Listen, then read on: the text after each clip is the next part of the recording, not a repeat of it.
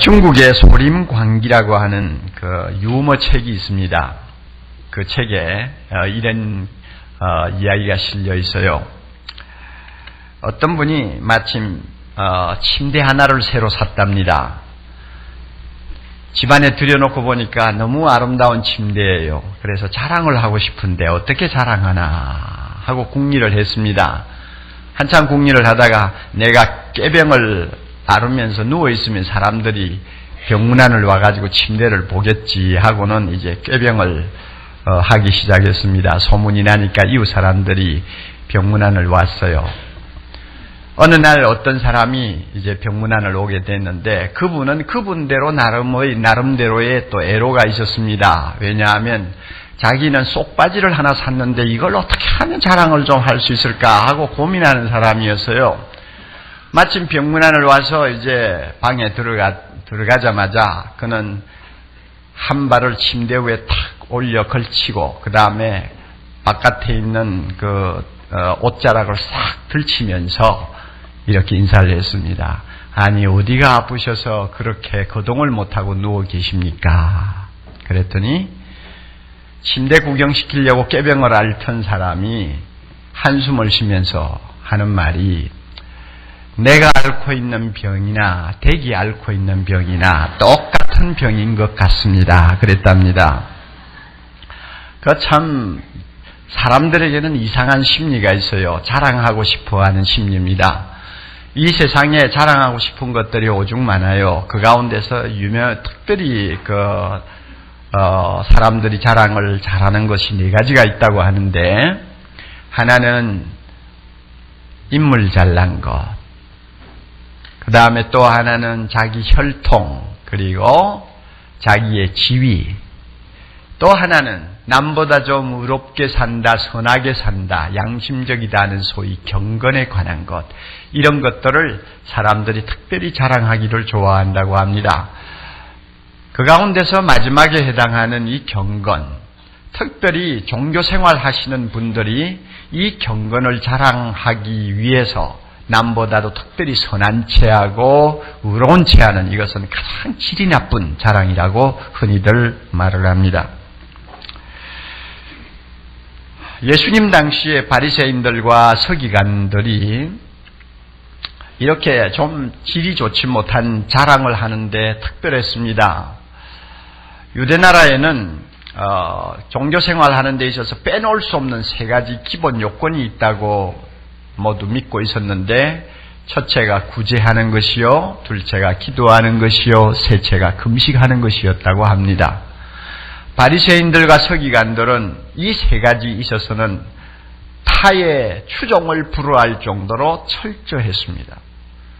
그렇게 해서 하나님 앞에 자기가 얼마나 의롭고 경건하다는 것을 인정받고 싶어 했고 사람들에게 또 자기 자신의 경건을 자랑하고 싶어 했던 것입니다.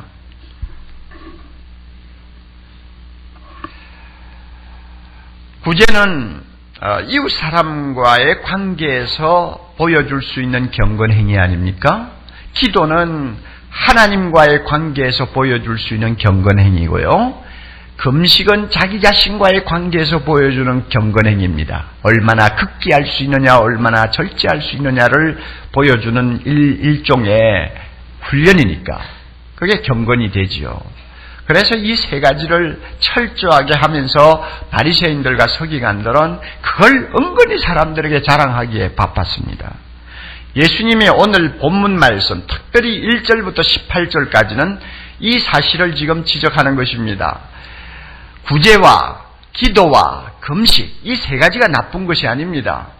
하나님을 경건하게 믿기를 원하고 하나님의 말씀대로 살기를 원하는 자는 이 세 가지 등한히 하면 안 되죠. 우리가 어떻게 구제를 등한히 하겠습니까? 우리가 어떻게 기도를 하다 말다 하겠습니까? 가끔 필요할 때는 금식하면서 하나님 앞에 매달릴 때도 있지 않습니까?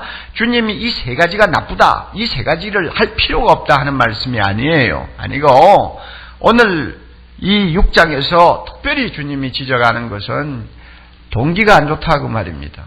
금식하는 동기가 안 좋고 구제하는 동기가 나쁘다는 거예요.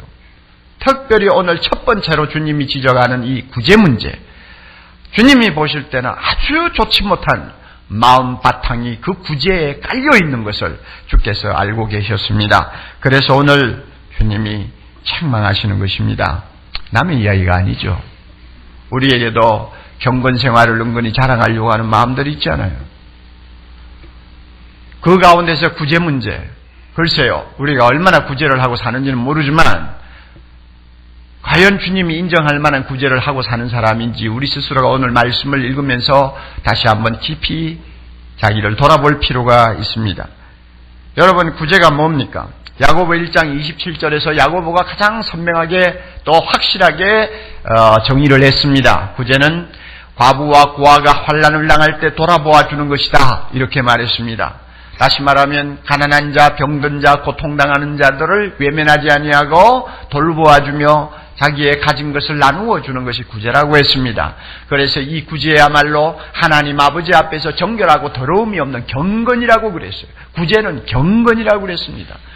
정결한 경건, 깨끗한 경건, 하나님이 인정하시는 경건이라고 야고보는 정의를 했습니다. 성경책만 끼고 다니고 예배만 잘 본다고 경건이 아니에요. 날마다 엎드려 기도만 한다고 경건이 아니에요. 하나님이 인정하는 정결하고 거룩한 경건은 환난 중에 있는 자들을 돌아보는 구제에 있다고 말씀하셨습니다. 이만큼 구제가 중요한 겁니다. 여러분, 우리 주변을 보세요. 정말 눈물겹게 하루하루를 사는 사람이 오죽이 많아요. 사랑의 교회라고 없는 줄 아세요? 많아요. 더욱이 가슴 아픈 것은 그럴듯한 개인 단독주택, 야곡주택을 지어서 그런 분들이 많이 살고 있는 지역일수록 가난한 자들이 많아요. 왜냐하면 지하에, 반지하에, 연모퉁이, 문간방에 전부 그저 새들어서 사는 가난한 사람들이 많아요. 겉으로 보기는 부촌 같은데 너무 가난한 사람들이 구석구석에 많이 있는 거예요. 또 거기에서 나오는 성도들이 우리 교회는 한두 명이 아니에요. 봉천동 달동네는 또 말할 것도 없죠. 30대 부인이 있습니다. 그는 과부예요. 자기 남편은 동생이 휘두르는 칼에 찔려서 죽었어요. 이제 6, 8살 먹는 딸 둘하고 가난한 시골에 살다가 서울로 올라와서 봉천동 달동네에 지금 조그마한 방 하나 겨우 사람 둘 정도 기거할 수밖에 없는 작은 방에 살고 있어요. 그런데 딸만 둘이 있는 거 아니에요. 자기 남동생 20대 30대 남동생도 같이 살아요. 그 남동생들은 발바닥에 깍질이 자꾸 벗겨지는 희귀한 병에 걸려버렸습니다. 병원에서 고치지 못해요. 그러니 발바닥이 아프니까 나가서 활동을 못하는 것입니다. 날마다 집에 앉아 있어야 돼요. 이런 남동생 둘까지 5 식구가 사는 것입니다. 그 좁은 방에서. 그 부인이 새벽에 나가가지고 봉제 공장에서 열심히 재봉틀 돌려가지고 한 달에 버는 80만 원 가지고 겨우 살고 있는 거예요. 이런 가정들도 우리 교회에 있어요. 이것보다도 더 험악한 가정들도 있어요. 이런 사람들을 마음에 늘 두고 기도해주고 필요할 때는 도와주는 게 구제입니다. 테레사 수녀가 인도에서 다 죽어가는 사람을 위해서 하루 종일 일하고 가난한 자들을 먹여 살리기 위해서 동분서주하는 것을 보고 비판하기 좋아하는 사람들이 입방아를 찧었습니다. 원래 그러지 않아요. 자기가 안 하니까 남을 비판하는 사람들. 세상에서 가장 고약한 사람들이죠. 테레사를 비판했어요. 가난한 사람 그렇게 날마다 물고기를 잡아다가 입에다 넣어주는 것은 좋지 않다. 그럴수록 가난한 자들은 더 게을러진다. 그러므로 그들에게 낚싯대를 들려줘야지. 물고기를 자꾸 입에 넣어주는 것은 바람직하지 않다고 비판했어요. 이 말을 들은 테레사 수녀 조용히 이렇게 대답했습니다. 내가 돌보아주는 사람은 일어설 힘조차 없는 사람들입니다. 병 들어가지고 자기 스스로 숟가락도 입에 갖다 넣을 수 없는 사람들입니다. 정신 이상이 걸린 사람들도 있습니다. 그들에게는 낚싯대를 들려줄 수 없어요. 입에다 물고기를 넣어줘야 돼요. 내가 그래서 그들에게 물고기를 넣어주어가지고 그들이 다행히 자기 힘으로 일어서게 되면 당신들에게 그 사람들 보낼 테니까 낚싯대를 들려주세요. 맞아요. 우리 주변에는 낚싯대를 갖다 주어도 낚싯대를 들고 일어설 힘조차 없는 사람들이 너무 많아요. 이런 사람들을 마음에 두고 필요하면 그들을 도와주고 그들을 위해 기도해 주는 것, 이것이 구제입니다.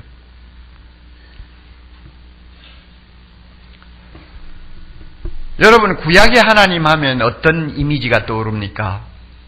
호렙산에 임하시면서 산을 진동하고 구름이 온 산을 덮고 불꽃이 막 타오르고 찌렁찌렁한 음성으로 말하면 모든 백성들이 부들부들 떨면서 땅에 무릎을 꿇고 하는 그런 이미지 있잖아요.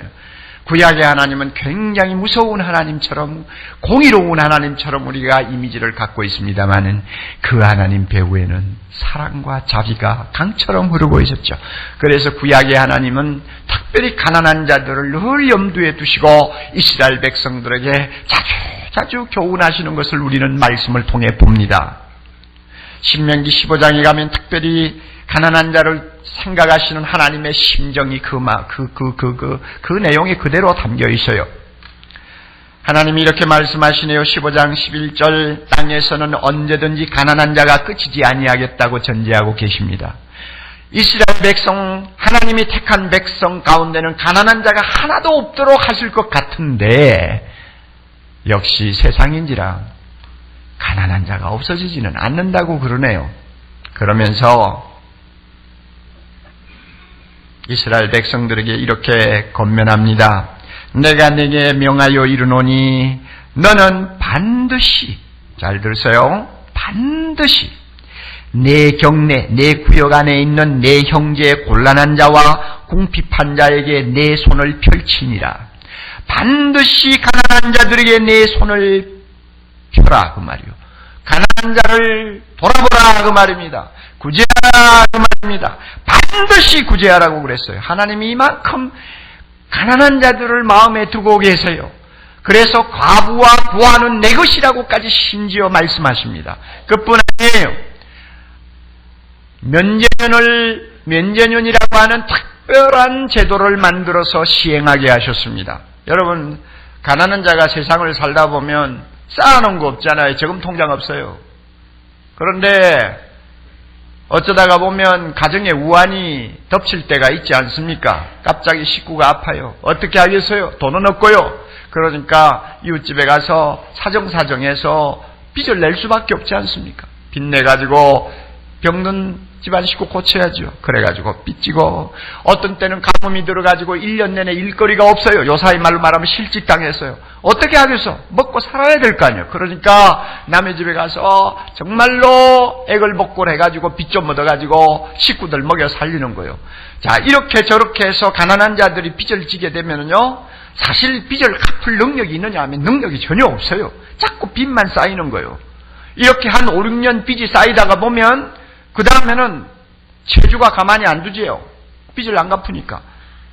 결국은 아들을 종으로 빼앗아가고 딸을 종으로 빼앗아가고 나중에는 부인까지 뺏기고 자기도 종으로 팔릴 수밖에 없는 아주 피 맺힌 극한 상황에까지 빠지는 것입니다. 하나님이 이걸 아시고 면제년이라는 것을 만들어서 시행하게 하셨어요.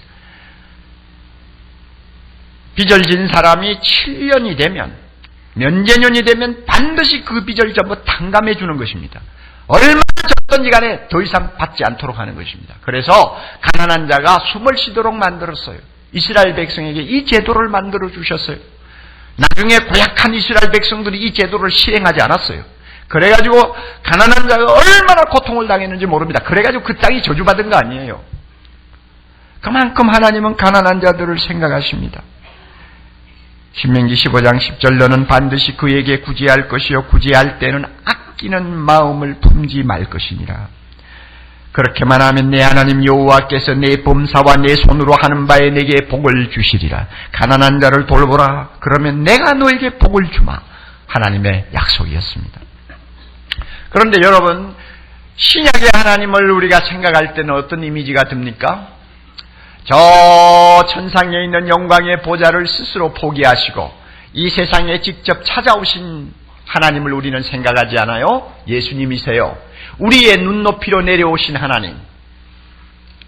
얼마나 사랑과 자비가 풍성하신 하나님이신지요. 그런데 놀랍게도 그분이 세상에 오시면서 가난한 자의 모습으로 오셨다는 것을 기억합니까? 그리고 가난한 자에게 복음을 먼저 전하셨다는 것을 여러분 기억합니까? 그뿐 아닙니다. 그는 일평생 가난한 자, 병든 자, 세상에서 사람 대우받지 못하는 자들 편에 서 계셨습니다. 이것이 신약의 하나님이 우리에게 보여주신 자기의 진 모습입니다. 따라서 이 지구상에 지금 세워져 있는 교회는 예수님의 몸입니다. 세상 사람 앞에 교회의 이미지는 어떻게 비춰야 하느냐? 작은 예수로 비춰야 합니다. 교회를 드나드는 모든 성도는 작은 예수로 세상 사람 앞에 비춰야 되는데 그 작은 예수는 어떤 모습이냐? 가난한 자의 모습이요, 가난한 자 편에 서 있는 자요, 사랑을 실천하는 자의 모습으로 세상 사람 앞에 보여야 하는 것입니다. 이런 의미에서 구제라는 것은 우리 모두에게 대단히 중요한 것입니다. 그런데 참 이상한 것은요, 이렇게 중요한 구제, 남을 돕는 일인데 중요한 구제일수록 사람들이 외식하기가 쉽다는 사실입니다. 외식이 뭡니까? 겉을 싸는 것 아니요, 겉을 포장하는 것입니다. 예수님은 이 외식을 사람 앞에 나팔 분다고 하는 말로 비유를 하셨어요. 사람들로부터 칭찬받기 위해서, 사람들에게 자기 자랑하기 위해서 선한 일을 하는 것을 외식이라고 그래요. 이상해요. 구제를 하는 사람들이 빠지기 쉬운 함정이 뭐냐 하면 외식입니다. 바리새인들이 그랬어요. 서기관들이 그랬어요. 우리 교회는 그런 사례가 별로 없습니다만은 제가 못난고 있었던 과거의 교회들 가끔 생각하면은요, 이상한 사람들이 있어요. 구제하면서 나팔 불어요. 돈 좀 내고 나팔 불어요. 헌금 좀 하고 나팔 불어요. 그래서 인정받고 싶어 해요. 목사고 교회 안에 있는 지도자들이 인정을 하지 않고 대수롭지 않게 여기면 그것 때문에 불평하고 돌아다녀요. 이상한 사람들 많아요.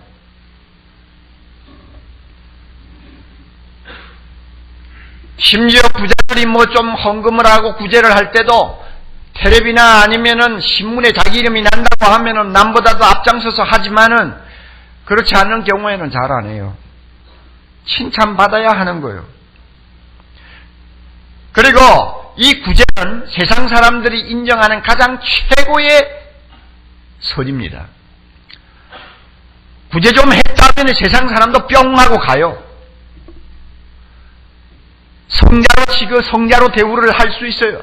사람들이 그렇게 구제를 대단하게 보아요. 그러니까 나도 모르게 구제하면서 외식하게 되는 것입니다. 사람들의 존경과 찬사를 받기 위해 구제한다고 말입니다. 그러니까 주님이 6장 1절에 엄하게 말씀하셨습니다. 사람에게 보이려고 그들 앞에서 너의 의를 행하지 않도록 뭐 하라고요? 주의하라. 구제할 때에 사람에게 나팔 불려고 하지 않도록 주의해라. 그런 함정이 너희 앞에 있다는 것을 주님이 경고하고 계시는 것입니다.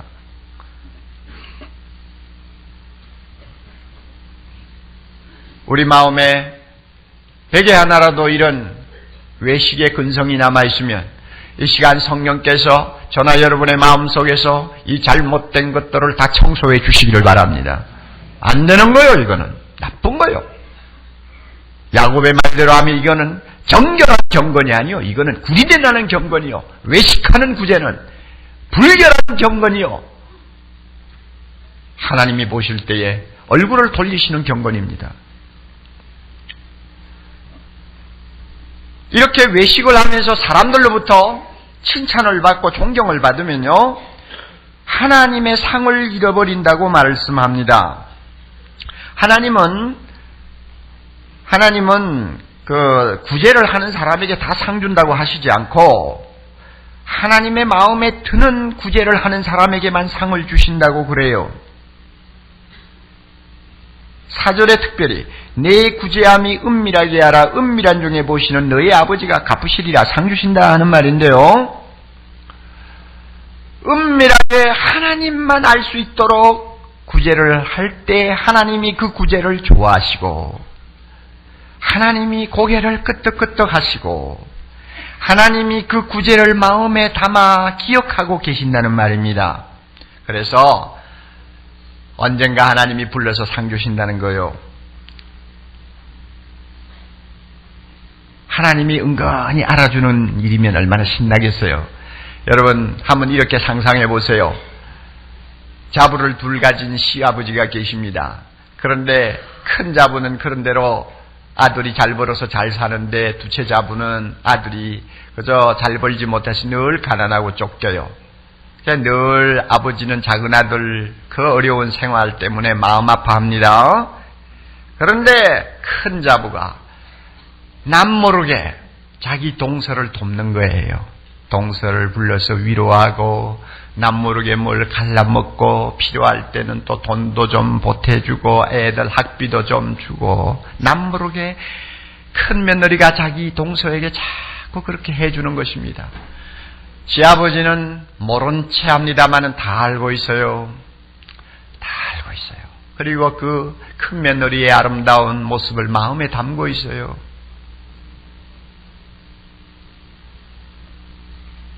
어느 날 아무도 없는 자리에서 큰 며느리 불러가지고, 애야 여기 한번 앉아봐. 네가 하는 일 내가 다 알고 있어. 참 너 너무 감사해. 우리 집에 너와 같은 며느리 들어온 건 너무 나는 행복하게 생각해. 예수 믿는 사람 그렇게 해야 돼. 내 하는 일이 너무 고마워서 내가 조금씩 준비를 하고 숨겨놓은 게 있는데 오늘 그거 내가 너한테 주려고 한다. 그리고는 호주머니에서 봉투 하나를 꺼내가지고 며느리에게 줍니다. 며느리가 놀랬죠. 자기가 어떻게 하는지 시아버지에게 보고한 일도 없고 모르고 계시는 줄 알았는데 다 알고 계신데요. 그리고는 자기에게만 봉투 하나를 주시는 거예요. 얼마나 감격하겠어요. 은밀히 보시는 자기 시아버지의 그 정성에 감동하는 거죠. 집에 돌아가서 방에 들어가서 빼봤더니 1,000,000원짜리 수표가 2장 들었어요. 여러분 이런 수표 받아본 우리 부인들 한번 손 들어보세요. 없죠? 예. 여러분 돈 액수가 문제가 아니에요. 얼마나 고맙고 감격스럽겠어요. 여러분 은밀히 보시는 하나님이 은밀히 구제하는 자를 마음에 두셨다가 상을 주신다는 게 이런 거예요. 그 상 받으면 얼마나 기가 막히게 행복하겠어요. 예수님이 약속하신 이 상이 무슨 상인지 저는 잘 모르겠어요. 그러나 분명한 것은 틀림없이 상이 있습니다. 만약에 하나님께서 상을 주시지 않는다면 그분은 공평하신 하나님이 아니에요. 하나님은 공평하세요. 천국 들어간다고 해서 똑같은 거 아니에요. 테레사 수녀하고 옥목사하고 어떻게 똑같은 상을 받겠어? 그가 18살 어린 나이에 평생 가난한 자를 위해서 헌신하겠다고 하나님 앞에 서약하고 집을 나서는 날 어머니는 그를 따라 나오면서 그 딸의 손을 잡고 울먹거리며 이렇게 말했다고 합니다. 애야, 너 꼭 예수님의 손을 평생 잡고 있어야 돼. 그리고 네 손도 예수님 손처럼 되어야 해. 꼭 기억해라. 그 말을 마음에 평생 새기고 쭉 죽을 때까지 가난한 자와 함께 살다가 간 테레사 수녀하고 이렇게 팔자 좋게 수만 명 앞에서 설교나 하면서 존경이나 받고 살던 옥목사하고 어떻게 상이 똑같아요? 있을 수가 없는 거예요. 만약 상이 같다면 하나님은 불공평한 분이에요. 분명히 상이 있어요. 그 상을 하나님이 주신다고 그래요. 이 상을 받기를 원하는 사람은 구제할 때 오른손이 하는 것을 왼손이 모르게 해야 된다고 주님이 말씀합니다. 오직 은밀히 보시는 하나님만 알게 구제하라는 말입니다. 심지어는 구제하는 자기도 모르게 하라는 말입니다. 오른손한테 왼손 모르면 자기도 모른다는 이야기죠. 그러니까 그렇게 은밀하게 해야 하나님이 그 구제를 주목하신다고 하니까 사실 우리 예수 믿는 사람에게 있어서 가장 어려운 것이 남을 돕는 것입니다. 조금만 도우면 막 자랑하고 싶은 생각 때문에 말이죠. 못 견디니까 이거 얼마나 어려운 일이요. 정말 어려운 게 구제입니다. 그러나 하나님은 그렇게 하라고 그러세요.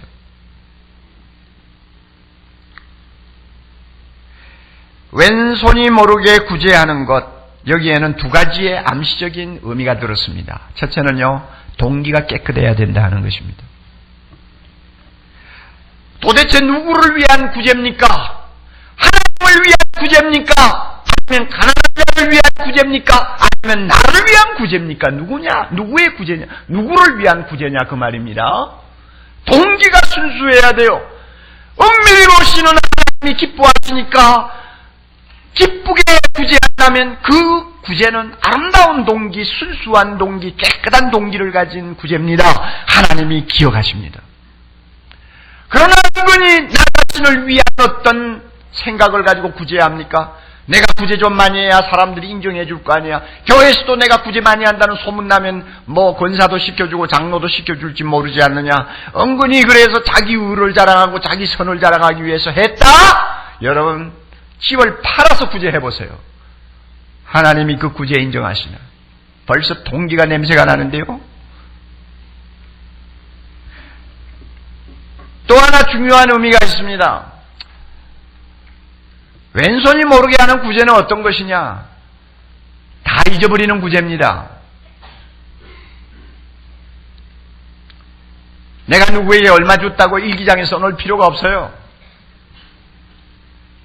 내가 언제 누구를 만나서 내 겉옷을 벗어줬다 컴퓨터에 입력시키고 나중에 검색할 필요가 없어요. 다 잊어버려야 돼요. 예수님의 유명한 비유 여러분 기억하시지 않습니까? 예수님이 마지막 재림하실 때에 온 인류를 자기 앞에 불러 모으신대요. 어떻게 불러 모으실지 몰라요. 그러나 천지 만물을 창조하신 그 크신 하나님이 이 지구 역사상에 태어난 모든 인류를 한자리에 불러 모으는 거 그거야 누워서 식은 죽 먹기지요. 불러 모은대요. 그리고는 천사들이 딱 갈라놓는데요. 오른쪽에는 하나님을 잘 섬긴 거룩한 성도들이 모입니다. 그래서 그들을 일컬어 양이라고 그러대요. 왼쪽에는 하나님을 모르는 모든 세상 사람들, 심지어 예수를 믿어도 엉터리로 믿었던 사람들 전부 그 자리에 모은대요. 그들을 일컬어서 염소라고 그러대요. 참 그런 날이 앞에 있다고 생각하면 어떤 때는 소름이 끼칩니다. 이야, 정말 대단하겠구나 하는 생각이 들죠. 예수님께서 왼쪽에 있는 염소들을 향해서 말씀합니다. 너희들은 가난한 자를 보아도 못 본 채 했다. 너희들은 감옥에 갇혀서 고생하는 자를 한 번도 찾아간 일이 없다. 너희들은 병든 자를 보아도 남의 일처럼 생각하고 너희들이 고통당하는 자를 보아도 못 본 채 했구나. 그랬더니 염소들이 대뜸 합창을 했죠. 예수님, 언제 우리가 안 했습니까? 1935년 12월 25일 우리 저 형무소 찾아가는 거 모르세요? 어떻게 날짜까지 다 외우고 앉아있어요. 그러니까 불행하게도 예수님은 대답을 하셨어요. 나는 모른다. 이게 엉터리 구제예요. 조그만하게 한 거 그거 다 기억하고 있는 거예요. 그리고 그것을 하나님 앞에 인정받으려고 하는 것입니다. 이거는 잘못된 거예요.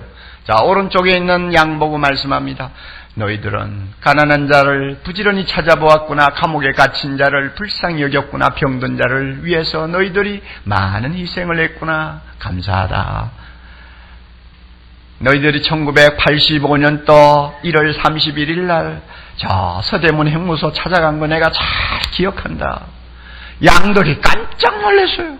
예수님, 우리는 도무지 기억이 안 나는데요. 언제 우리가 형무소 갔다 왔어요? 나 아직 형무소 구경도 못했어요.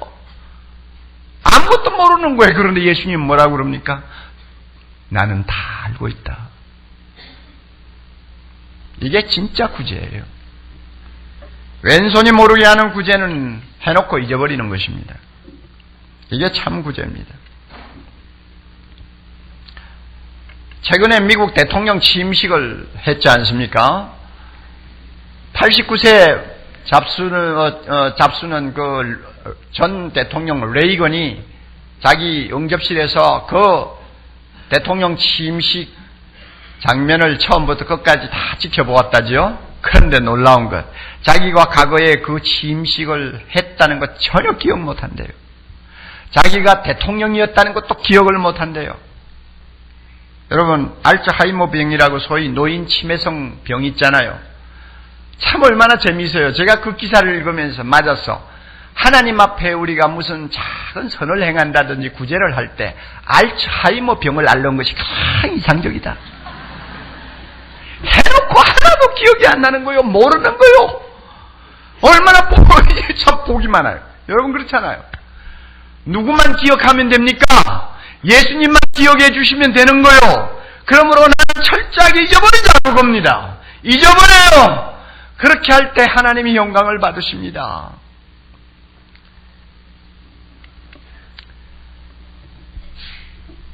우리가 작은 예수로서 이 세상 앞에 빛이 되려면, 소금이 되려면 구제를 등한히 하면 안 됩니다.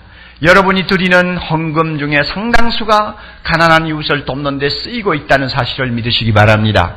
제가 보니까 금년 예산에서만 해도 약 17억에서 18억이 가난한 이웃을 돕는 일에 예산이 잡혀 있어요. 그러니까 한 달에 1억 5천 이상이 들어가는 거예요. 잘 모르시죠? 여러분이 내는 만원짜리 한 장, 1,000원짜리 한 장, 그만큼 쓰이고 있다는 사실을 여러분이 알고 감사하세요. 외환은행에 다니다가 실직을 당한 어느 형제, 예수 안 믿었어요. 이혼하려고 벌써 작정 다 했고 자살하려고 계획을 다 했던 형제가 사랑의 교회 연결이 되어서 교회를 나왔어요. 그리고는 하나님을 알았어요. 크리스마스 때 30만 원 교회에서 구제했어요. 평생 받아보지 못한 구제금이요. 30만 원을 받고는 너무나 감격해서 나 같은 사람을 인정해주는 사람들이 있구나. 나는 외롭지 않다. 그래도 나는 사람 대우받고 있구나 하는 그것 때문에 그가 다시 살아났어요. 지금은 취직을 해서 열심히 신앙생활도 잘하고 있어요. 얼마나 아름다운 일들이 우리 주변에 많이 일어나는지 몰라요. 그러나 사랑하는 형제자매 여러분, 내가 헌금하는 것으로 구제한다고 하는 데서 끝나면 안 됩니다. 하나님은 가끔 우리에게 거지를 보낼 때가 있습니다. 실직당한 자를 보낼 때가 있습니다. 병든 자를 보낼 때가 있습니다. 가끔 스쳐 지나가던 전에는 몰랐던 미문에 앉은 안진뱅이에게 눈을 고정시키도록 만들 때가 있습니다. 하나님이 나에게 보내는 가난한 자, 고통당하는 자가 누굽니까? 예수입니다. 예수님 자신이에요. 이런 사람을 여러분이 외면하시면 안 됩니다.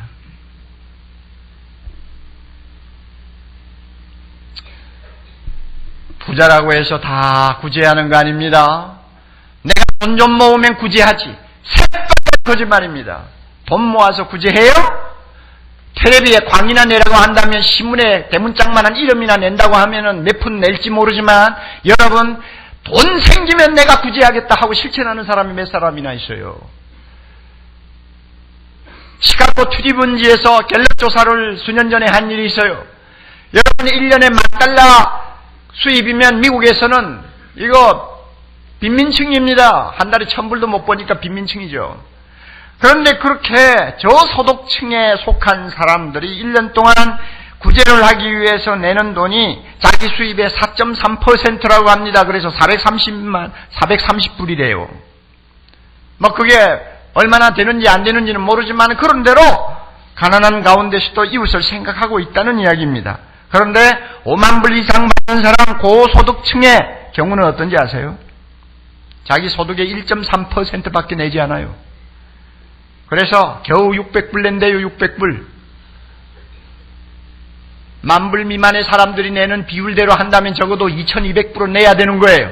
그런데 2,200불은 고사하고 600불 내요. 그래가지고 땜질을 하는 것입니다. 돈 많다고 여러분 구제하는 줄 압니까? 돈이 많아야 구제가 가능한 줄 압니까? 그런 생각 깨끗이 여러분이 쓸어버리기 바랍니다. 전부 거짓말이에요. 지난주 제가 일본 다녀왔잖아요. 차를 타고 오다가 보니까 무슨 루미네라고 하는 큰 간판이 붙었더라고요. 그래서 내가 잘 모르니까 저 루미네가 뭐냐 그랬더니 큰 백화점 체인이래요. 그래 놓고는 저에게 설명을 합니다. 저 백화점 주인이 배우 출신인 여자라요. 아주 잘생기고 이쁜 여잔데 혼자 산대요. 그런데 최근에 30억 엔, 그러니까 우리나라 돈으로 300억 원을 들여서 고급 저택을 짓고 있었대요. 그런데 다 짓기도 전에 그만 가버렸어요. 나 이제 60 갓들 가는 사람인데 집 짓다가 갔어요. 내가 그 이야기 듣고 300억 원을 가지고 정말로 하나님이 기뻐하는 일에 좀 썼더라면 얼마나 좋을까. 도대체 그 큰 저택 지어놓고 혼자서 뭐 헤엄을 칠 거요, 날아다닐 거요. 세상에 돈 가진 사람들 정신없어요. 정말 정신없어요. 우리 중에도 그런 분이 계실지 모르지만 여러분 돈 쌓아가 뭐 할 거요? 찢어 먹을 거요? 볶아 먹을 거요? 삶아 먹을 거요? 우려 먹을 거요? 예? 하나님이 가장 기뻐하는 거룩한 일에 좀 쓰면 얼마나 좋아요. 그래서 속으로 저 욕하지 마세요. 그냥 나도 모르게 인간적인 감정이에요. 잘 죽었다 그랬어요. 그렇게 헛된 짓을 하고 사는 사람 오래 살면 뭐예요? 그러므로 여러분 구제는 없다고 못하는 거 아니에요. 있다고 하는 것 아니에요. 나에게 10,000원이 있어도 1,000원 나누어 줄 수 있어요. 마음이 문제예요. 누구를 보고 구제하느냐가 문제예요. 하나님을 기쁘시게 하기 위해서 가난한 사람들, 병든 사람들을 마음에 두고 우리가 나누면서 살면요, 하나님이 그 사람 가만히 두지 않습니다. 구제를 하다 보면 탐욕에서 자유합니다. 할렐루야. 가난한 자와 함께 울면서 그들의 마음을 내 마음으로 받아들이면요, 우리 안에 놀라운 기쁨이 생깁니다.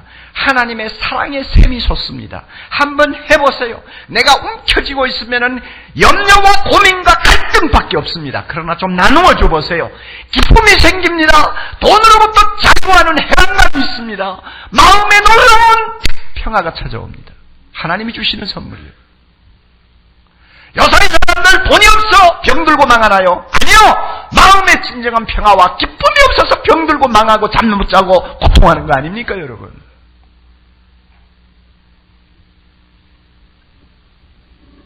헨리 나우엔이라고 여러분이 잘 아시는 분, 자, 이렇게 말합니다. 교회도 조직이기 때문에 부패할 수 있다. 어떻게 하면 교회가 부패하지 아니할 수 있도록 할 수 있느냐? 대답은 가난한 자들을 돌보는 것이라고 그랬습니다. 가난한 자들에게 교회가 초점을 맞춤으로써 교회는 부패하지 않는다. 우리 사회의 후미진 곳에 손을 교회가 뻗칠 때 교회는 교회 스스로 부패할 수 있는 모든 균을 쓸어낼 수 있다는 것입니다. 우리 교회가 예수 믿는 사람들이 관심을, 도움을 필요로 하는 자들에게 옮길 때 늘 새로워질 수 있다고 그는 말합니다. 옳은 말입니다. 그러므로 가난한 자가 누굽니까? 교회의 짐입니까? 아니요. 교회의 축복의 채널이라는 것입니다. 가난한 자들로 인해서 교회가 드디어 교회다울 수 있고, 가난한 자들로 인해서 교회는 하나님으로부터 오는 축복을 누릴 수 있다는 것입니다. 옳은 말 아닙니까, 여러분? 사랑하는 형제자매 여러분, 얼마나 가난한 자들을 여러분이 마음에 두고 기도해 줍니까? 얼마나 고통당하는 자들에게 여러분이 없는 중에서도 나누어 쓰려고 여러분이 정성을 쏟습니까? 사랑하는 형제자매 여러분, 얼마나 여러분은 하나님이 은밀히 알고 계시는 구제를 하고 계십니까? 사랑하는 형제자매 여러분, 여러분은 예수님을 닮는 작은 예수로서 예수님처럼 가난한 자 편에 서고 가난한 자들을 가슴에 품고 하나님 앞에 기도하는 일을 얼마나 열심히 하고 있습니까? 여러분을 위하여 가난한 자들이 얼마나 하나님 앞에 감사하면서 기도하고 있다고 생각합니까? 주님의 말씀을 마음에 담읍시다. 이 말씀대로 우리 모두 실천하도록 노력합시다. 그래서 나도 살고 가난한 이웃들도 하나님을 찬양하게 만듭시다. 그리고 주님이 오시는 그날 우리 모두 은밀히 보고 계시던 하나님이, 은근히 마음에 두고 계시던 하나님이 나를 따로 불러서 특별히 나를 위로하시며 상을 주시는 놀라운 행복을 우리 모두가 맛볼 수 있기를 바랍니다. 다 같이 기도하겠습니다.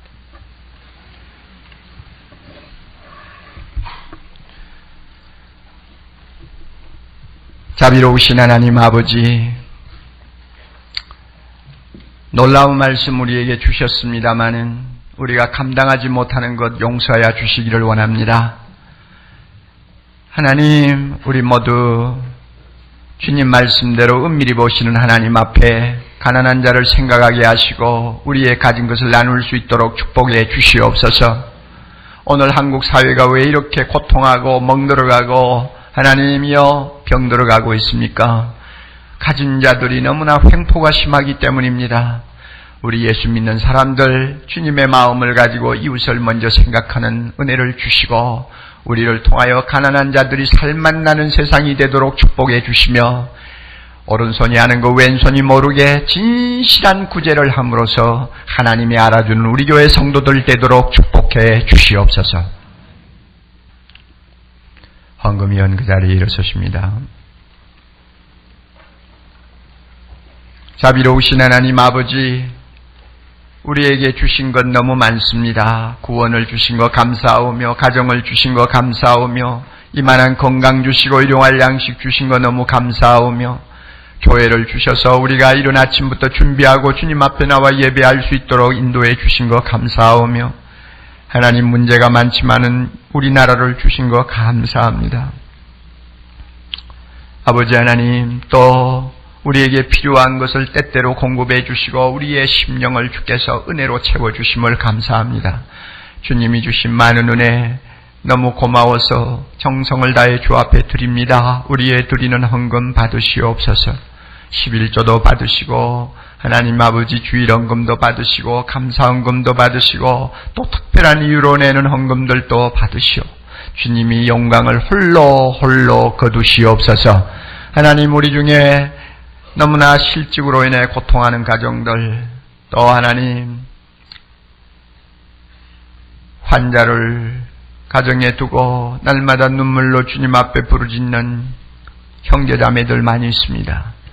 아버지 하나님, 또 경기가 좋지 못해서 직장을 구하지 못해 우왕좌왕하며 좌절감에 빠져있는 우리 젊은이들도 있습니다. 우리 하나님께서 축복하시고 그들에게 소망을 주시고 기도의 응답을 주시옵소서.